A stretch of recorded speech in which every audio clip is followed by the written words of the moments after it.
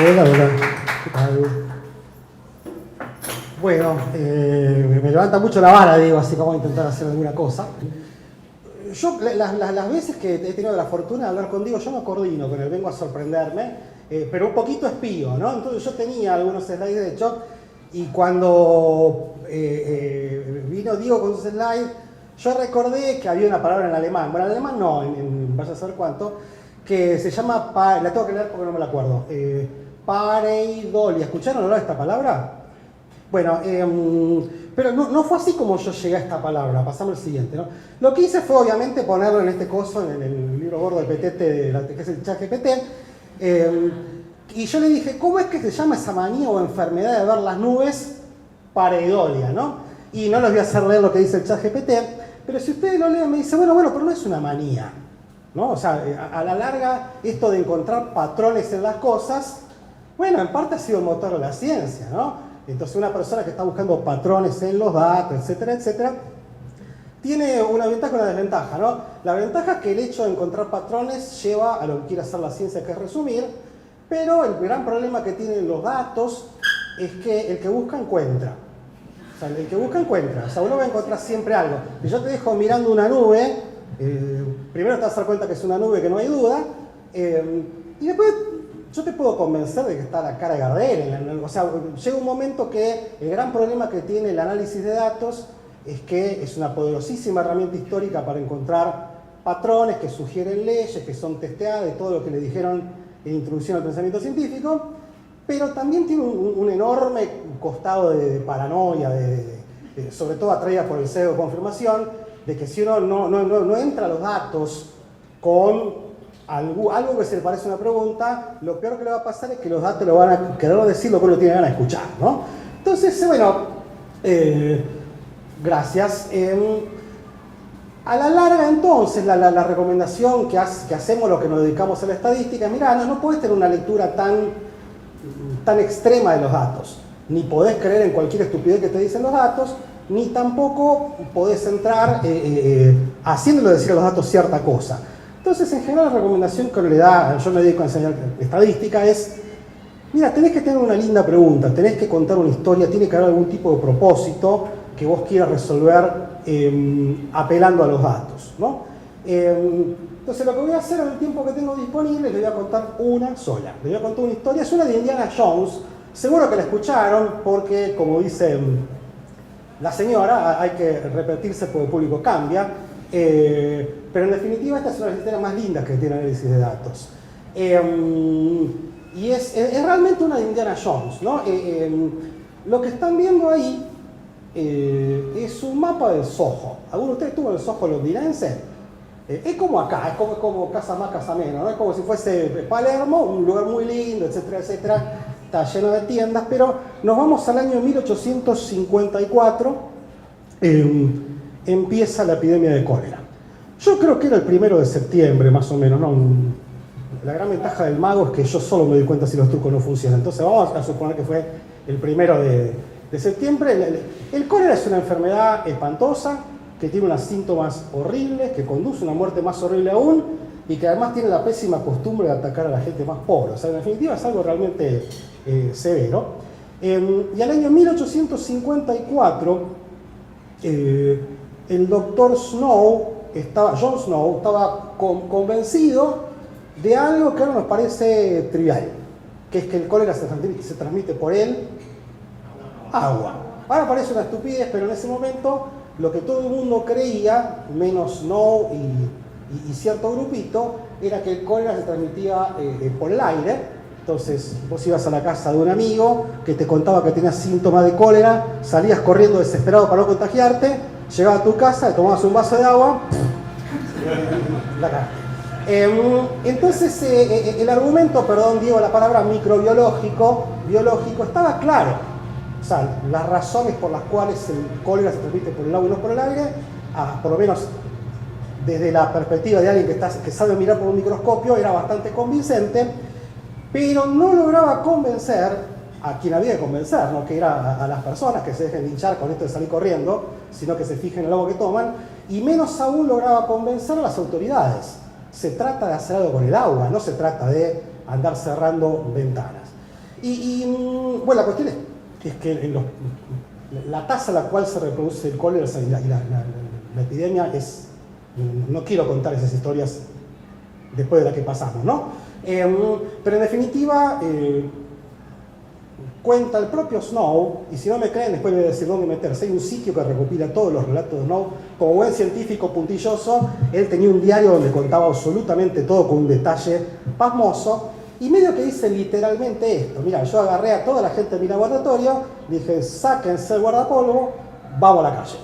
Vamos a la calle a pasear por acá, por el Soho, a hacer lo que para muchos es una de las joyas de la visualización de datos. Es un gráfico que es capaz de... Por ahora no pase, no, si me pasás me spoileás el... Así que déjamelo ahí. No, vamos a hacer así.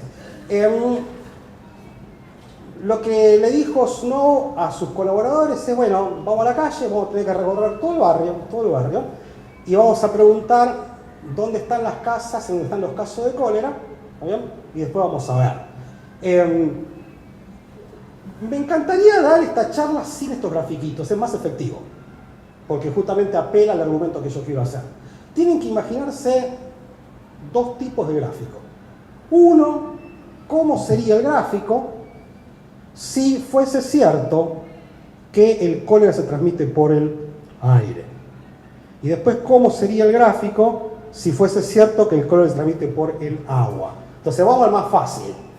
¿Cómo les parece que sería el gráfico si yo empiezo a poner los casos de donde hay cólera si fuese cierto que el cólera se transmite por el aire? Me pueden hacer así con la mano, o sea, ¿cómo? Así. Exactamente, bueno, bienvenidos a la estadística. Acá está Marcela, colega de la universidad, que es el director del departamento de matemática.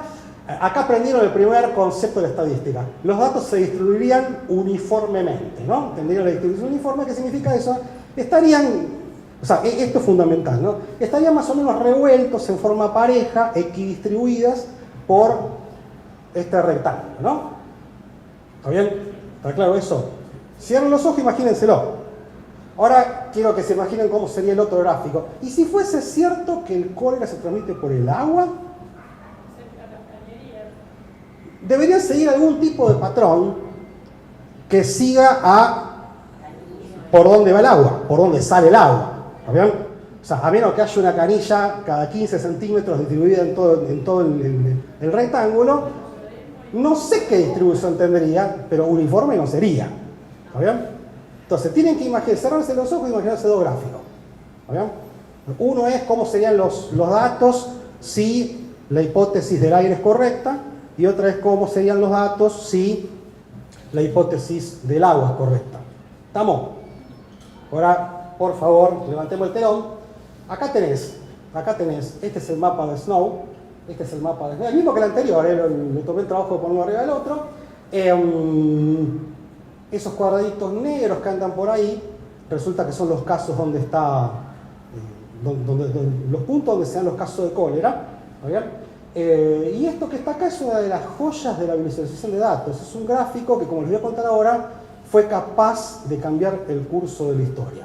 Para que lo vean un poquito más y juguemos un poco, venite al próximo. Este es el Google Map de Snow. O sea, alguien se tomó el trabajo, como este es un ejemplo histórico, los datos están disponibles. Si uno después tiene ganas de hacer cosas con esto, se mete en un sitio que yo le voy a decir y te baja los datos y hacer lo que quieras. Podés hacer el tuyo para ver si ganas el concurso de visualización de datos, ¿no?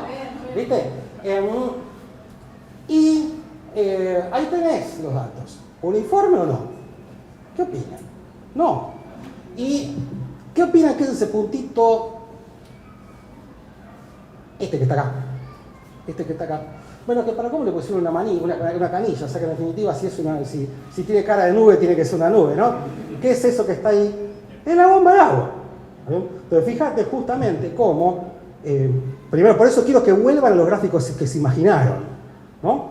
El gráfico donde los puntos andan dispersos por todo el territorio del Soho, y el gráfico en donde, como me decían ustedes, los casos de cólera tienden a pelotonarse siguiendo la ruta del agua, ¿no? Entonces acá viene el final de la historia. Snow cuenta que, bueno, no con este, sino con el anterior, déjalo así, ¿no?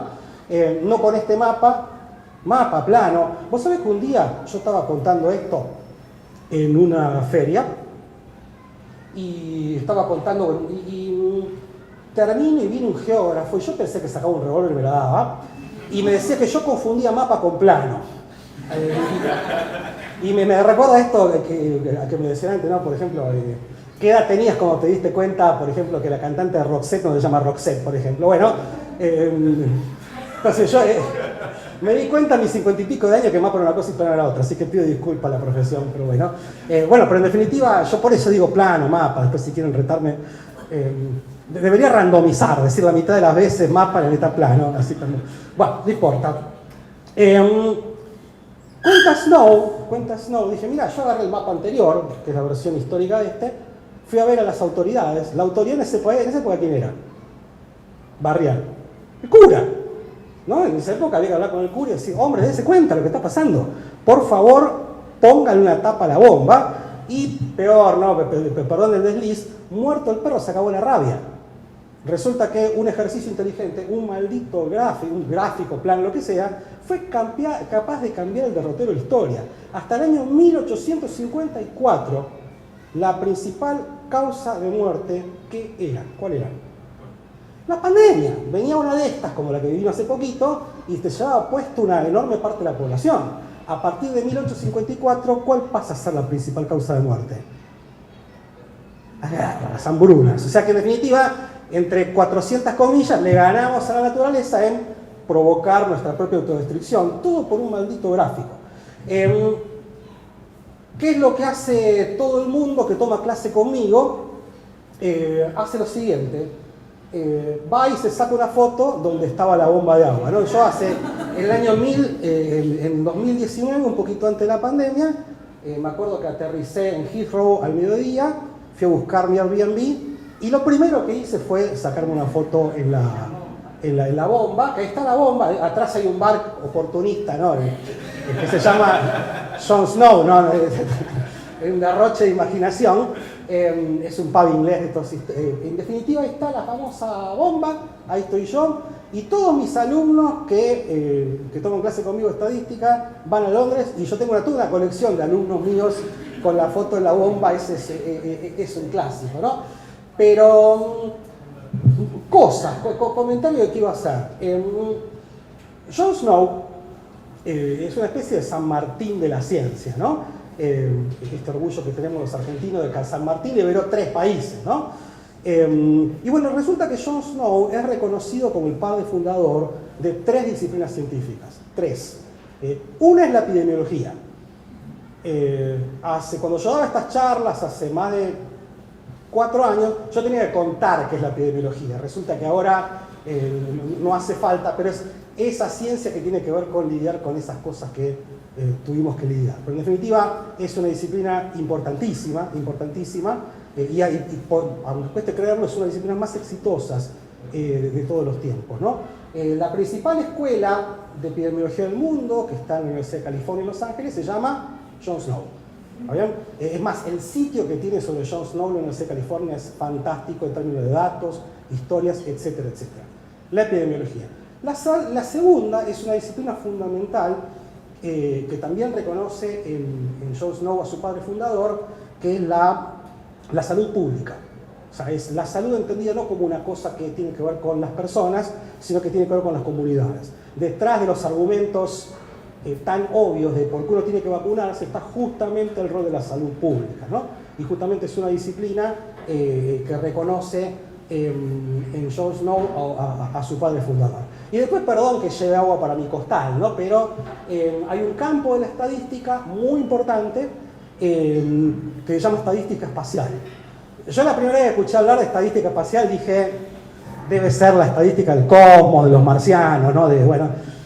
Y medio que sí, medio que no, pero la estadística espacial justamente es una parte de la estadística que estudia datos que se distribuyen en el espacio.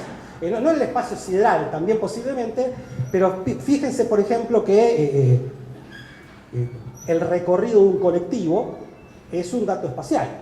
O sea, la lógica de Google Maps es un hijo directo de la estadística espacial. Y justamente los datos de Snow son datos espaciales. Justamente el argumento que yo les conté tiene que ver con cómo los datos se distribuyen en el espacio, no en el espacio de viaje a las estrellas, sino en el SOHO. Entonces, en una rama de la estadística, cualquiera que tome una clase de estadística espacial le van a contar el ejemplo de Snow. O sea, se rasguña las piezas, vos ves, vamos a decirle, de la estadística espacial. Y también, insisto, si tomaste un curso de estadística espacial, Dios te libre y guarde, ¿no? Pero si lo tomaste y no viste ejemplo de Snow, es como que fuiste al Caribe y no fuiste a la playa. O sea, es un hito de esto, ¿no? Pasá que como me olvidé cómo sigue esto, anda para atrás, gracias, después voy a mostrar esto. Comentario, insisto, es un maldito gráfico. A la larga lo que convence es el gráfico. El argumento ya estaba dando vueltas. Y esto es una característica esencial de hacer ciencia. A la larga, hacer ciencia es un ejercicio de convencer de una forma. A veces es un teorema, a veces es un relato, a veces es una tabla y a veces es un gráfico. Acá lo que pongo arriba de la mesa es la capacidad de convicción que tiene un maldito gráfico. Convicción de una cosa. Lo que es muy importante, y quiero volver sobre más o menos por donde yo empecé, es que Snow y sus ayudantes no salen al SOHO londinense a hacer un gráfico, ni a analizar datos ni a recolectarlos. Salen a armar un argumento. Cuando Snow sale a la calle y se saca el guardapolvo, él tiene en la cabeza los dos gráficos que yo le dije que se meten en la cabeza a ustedes. Él ya los ve los datos. Ve los datos frente a una conjetura, el código se transmite por el aire, y ve los datos contrafácticos que se le dicen de cómo serían los datos si el código se transmitiese por el aire. Lo único que hacen los datos es, de esas dos historias potenciales, le revelan cuál es la más plausible. Esta forma de pensar es el pan y la manteca de la estadística. ¿Quieres tomar un curso de estadística? Por favor, es terrible. Bueno, no lo digo, me espanta que la gente estudie estas cosas. Bueno, si quieren quedar bien en los cócteles, este es un razonamiento que se llama test de hipótesis. O sea, básicamente hay dos conjeturas, el código se transmite por el agua, el código se transmite por el aire. Me imagino cómo serían los mundos, si es cierta una conjetura, si es cierta la otra, y después me fijo que me dice la realidad. Es lo mismo que hace Diego en sus experimentos. La droga funciona, la droga no funciona, así funcionaría el mundo si la droga funciona, así funcionaría si no funciona, perdón la redundancia, y después me fijo que me dicen los datos del experimento si está correctamente implementado. La droga nunca funciona. No, la droga no funciona. Si te ofrecen drogas, di no, como decía Fleco y Male. Fleco y Male not bad, mirá vos. Bueno, en definitiva, fíjense justamente que lo que hace el gráfico es posicionarse a favor de uno de los gráficos hipotéticos. ¿Bien? Ahora resulta que, ok, entonces tenemos que hacer grafiquitos, análisis de datos. No, hay una pregunta que el gráfico no puede responder. ¿Cuál es? ¿Por qué? El gráfico no puede responder por qué se transmite por el cólera, por qué se transmite por el agua. O sea, hay que hacer otra cosa. Hay que agarrar microscopio, hay que estudiar química, hay que estudiar física. ¿Bien? Ahora, una cosa no reemplaza a la otra. Fíjense que, por eso les decía que a la larga lo que guía lo que hizo Snow es un propósito. Yo no quiero la biología, si es que se tenía ese nombre, antes estaba mareada con dos preguntas.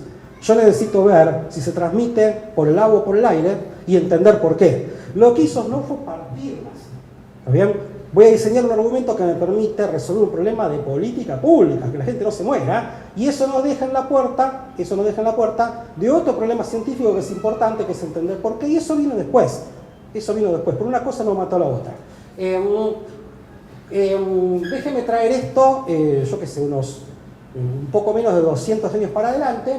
Misma lógica, pero distinto problema. Estos son los problemas en los que yo trabajo, que son problemas de medición de la pobreza y la desigualdad.